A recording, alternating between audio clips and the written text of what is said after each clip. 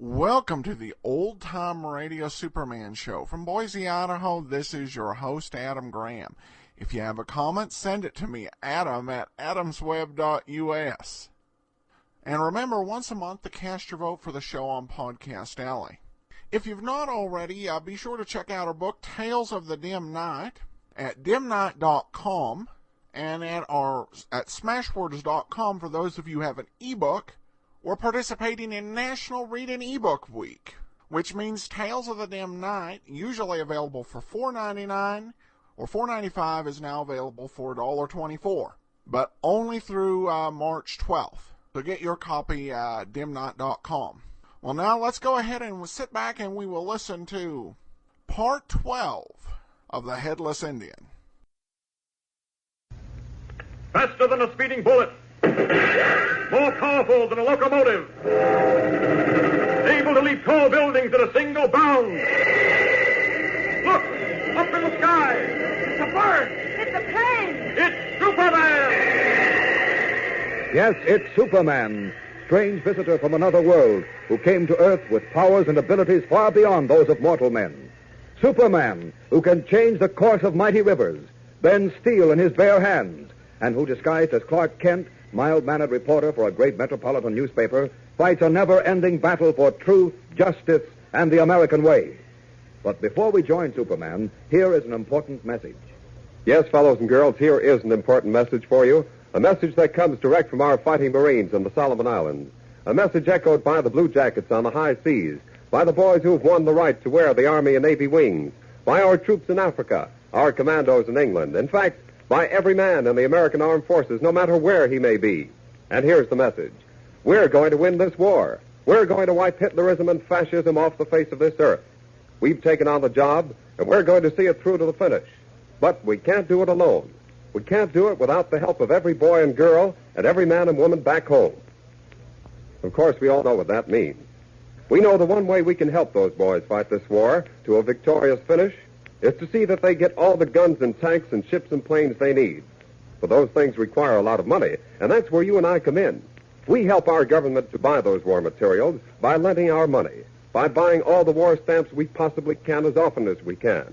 Why, right at this moment, we have American fighting men on the new front. And they're equipped with guns and tanks and protected by planes and ships that you help to buy. That is, if you've been buying war-saving stamps regularly. This makes buying war-saving stamps pretty exciting, doesn't it? Let's make a promise to ourselves right now. Let's promise to buy war-saving stamps regularly as often as we can. Tell Mother and Dad about it. See if you can't get them to give you a dime a day for a war stamp, or a dime every other day. Remember that every dime is important because 10 cents will buy 5 .45 caliber bullets to be used by our soldiers, sailors, and Marines. 5 dimes will buy enough fuel oil to take an American destroyer 1 full mile closer to its objective. And a dime a day from all the fellows and girls in the United States will buy enough fast pursuit planes to blast Hitler's Luftwaffe out of the sky. So start right now to do your share to help win this war. And now the adventures of Superman. Superman and his companions in adventure, Perry White, Lois Lane, and young Jimmy Olsen, are staying at Sebastian Beauvais' hunting lodge in northern Canada, trying to clear up the mystery of the Headless Indian, a weird apparition that has slowly been driving the superstitious Beauvais out of his mind.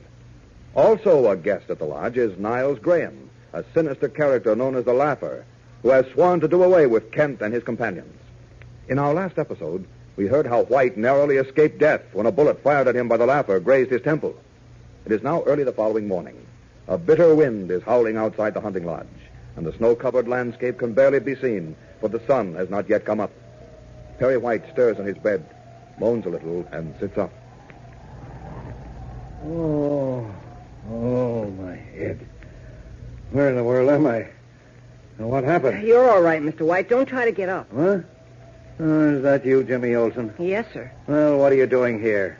Great heavens. Can't I even wake up without finding you sitting by my bedside? Well, gosh, Mr. White, Oh, forget it. Oh, what's happened? Where am I? Why is my head aching so? Well, you had an accident last night. Accident? What sort of a... Oh. Now it comes back. Now, let me see. We were all sitting talking to Sebastian when suddenly we heard a wolf howl, the Wendigo, Sebastian called it. That's right. And then we saw the Headless Indian. A headless Indian riding a big white horse and glowing like he was on fire. Yeah. Now, let me see. Didn't Sebastian say something about... he was going to die or something? Yes, sir. You and I had to hold him down to keep him from getting to the window. If he had seen that headless Indian, it would have been the third time. That meant Sebastian was finished. Yeah, that's right. It's coming back to me now. The howl of that Indian through the night seemed to attract him, to fascinate him. But we didn't let him see the apparition the third time, so he's all right for the time being. Then it seems to me that Kent and I followed the tracks of the Indian's horse in the snow. That's right. You and Mr. Kent went out, leaving me with Sebastian. Next thing I knew, about an hour later, a knock came at the door. When I opened it, there stood Mr. Kent carrying you in his arms. What? Nonsense. No, sir, it's true.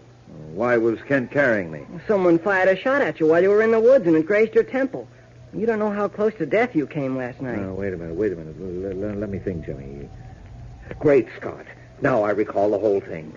Kent and I followed those tracks right to the edge of a canyon, from which point the horse seemed to have sprouted wings and flown off into the sky. Gosh. Now, mind you, the hoof prints of that horse got lighter and lighter until finally they ceased to exist at all. Golly, Mr. White, that's amazing. Unless... Unless what? You remember when we were out west last year up in the logging country? How I walked out into the snow one night and my footprint suddenly stopped in the snow? Like I jumped into the air and hadn't come down? Yes. But the explanation to that was that the man who stole a pair of your shoes made the marks in the snow with them himself and then backtracked on them. You can't make a horse backtrack, Jim. No, I suppose not. But leaping mackerel, Mr. White, you don't really mean that horse took off like an airplane with the headless Indian on his back? That's what the tracks showed. Either that or both horse and rider plunged to their deaths in that canyon. And I don't believe that for a minute because, well... Yes, sir? Because, Jim, some sort of trick is being played here. Someone is trying to drive Sebastian out of his mind. Or if not that, to frighten him away from the lodge. And probably the same person who fired that bullet at you last night. Yeah, I wouldn't be a bit surprised. So, Kent carried me all the way back to the lodge, did he? Good for him. He's more of a man than I thought he was. What time is it? A little after 6 o'clock. Morning or evening? Morning. Well, then, I might as well get up. Oh, I'll help you, sir. You're sort of all tied up in the bedclothes. You did a lot of tossing around all night. Yes, I usually do. Fretful sleeper, always Hey, wait a minute. How do you know I was tossing around all night? Why, I was here all night. You were here all night? In this room? Yes, sir. I thought maybe you might need something. You know, like a glass of water or something like that. Did I do the wrong thing, Mr. White? Oh, no. Not at all, my boy. Oh, Not at all. I thought maybe you... Look here, boy. You couldn't have had any sleep all night. Oh, I dozed off every now and then. I feel great. Yeah. Well, thanks for staying up with me. Do you think you ought to get up, Mr. White? You had a pretty bad night, and it's kind of early to be getting up. Nobody else is up. It's not early for a woodsman, Jim. But you were shot. You're wounded. It doesn't amount to a row of beans. Yesterday, I promised myself I'd start out with my camera bright and early this morning and try to get some snapshots of animals, and that's exactly what I'm going to do. You're really going out into the woods with your camera? Wild horses couldn't stop me. Gosh. Now, you get my hunting pants and boots out of that closet, Jim boy.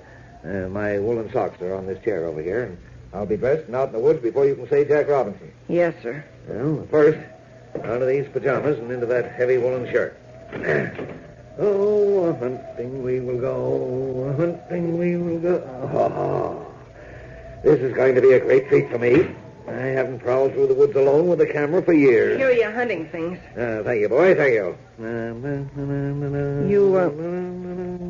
Do you always like to go alone? Do I like to go alone? Well, of course I like to go alone. Wouldn't go any other way. Did Daniel Boone take anyone with him on the long hunt? Did Leatherstocking let anybody come with him into the forest? Well, I should say not. Going alone. Yes, sir. That's the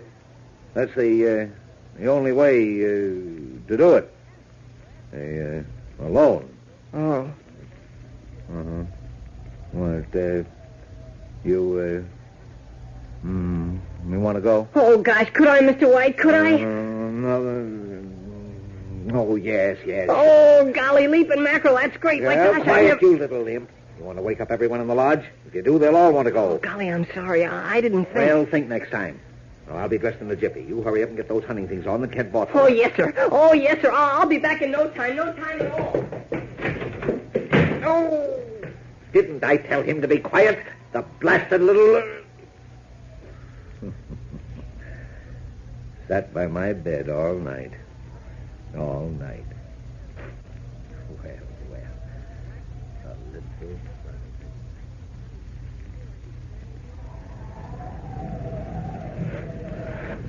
Leaping mackerel.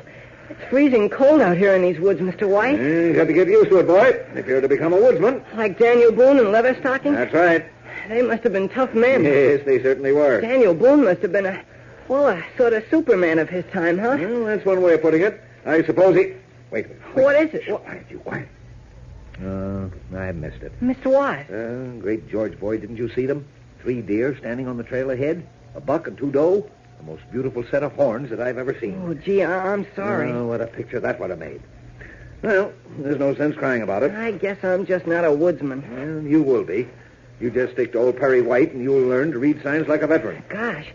What was it you meant before? You said Daniel Boone went on what you called the long hunt. The long hunt, Jim? Well, the long hunt was... Yeah, let's stop here for a second while I light up a pipe. Gosh, I've never seen you with a pipe before. You always smoke cigars. A pipe in the woods, boy. Cigars just don't fit in. Here, hold this rifle. Well, why do you carry a rifle, Mr. White, if you're not going to shoot anything, except with a camera? Just as a protection, Jim. You never can tell when you may meet an ornery kind of animal in the woods. A wildcat or a bear or something like that. Oh. Yeah, give me the rifle. Yes, sir. So, you want to know what the long hunt was, eh? Gosh, yes. Well, Daniel Boone used to set out into the wilderness with enough food to last maybe a week, and he wouldn't come back for 6 months. 6 months? That's right. He'd be in the woods all that time, hunting, trapping, trading with the Indians. He lived on the game he killed, traded the skins to the Indians for trinkets and salt and other things.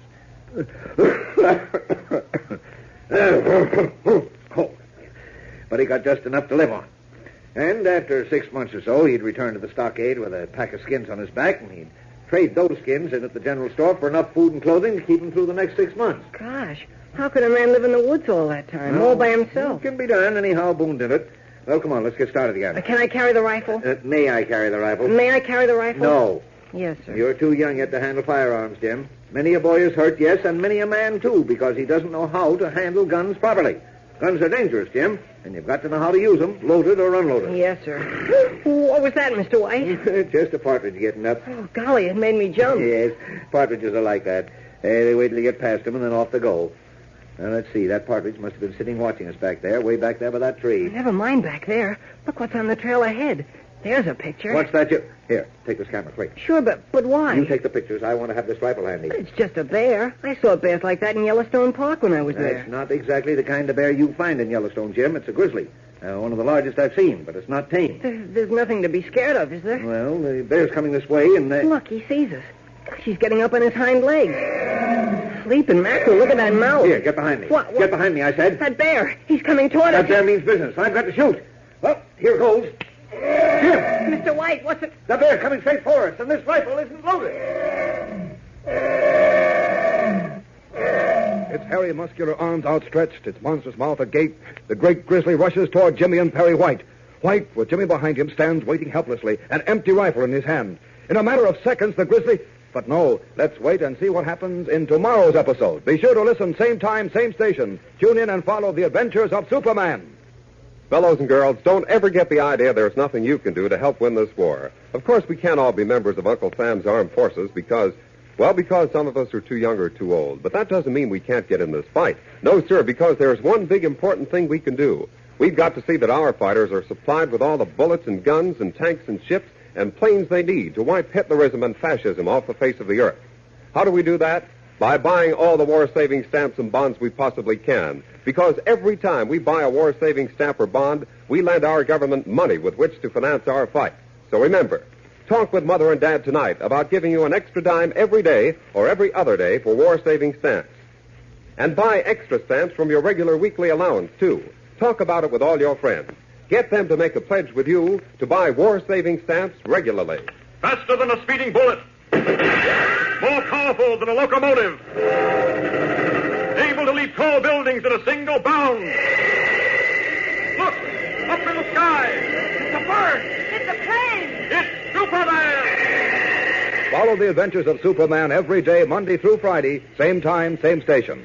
Superman is a copyrighted feature appearing in Action Comics magazine. This is Mutual.